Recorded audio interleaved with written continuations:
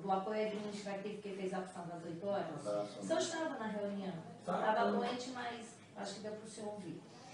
E até agora a PGE parou, né, que ele pediu prioridade, né, que estava lá presente, ele pediu com urgência que ele iria dar prioridade à situação do servidor que fizer a opção de 8 horas e está recebendo como 6 há mais de 3 anos.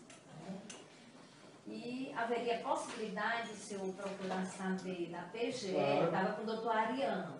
A gente precisa fazer um sacrifício porque nós estamos colaborando com o governo. 139 cadeias públicas que o governo, por conta dos ajustes, tem 139 agentes penitenciários administrando essas cadeias sem ganhar um centavo.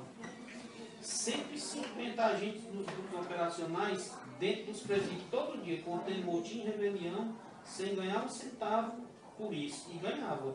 As diárias foram cortadas, não tem como reforçar. Então o camarada está lá, meu amigo, para matar ou para morrer. A cópia daquela ata que nós tivemos com o governador do estado, é de extrema importância a gente ter, porque aquela reunião que nós tivemos com o governador do dia 6, né? Que ele restabeleceu a mente, ele se comprometeu a se reunir 3 vezes com o fórum. Então, para a gente é de extrema importância a gente ter essa ata.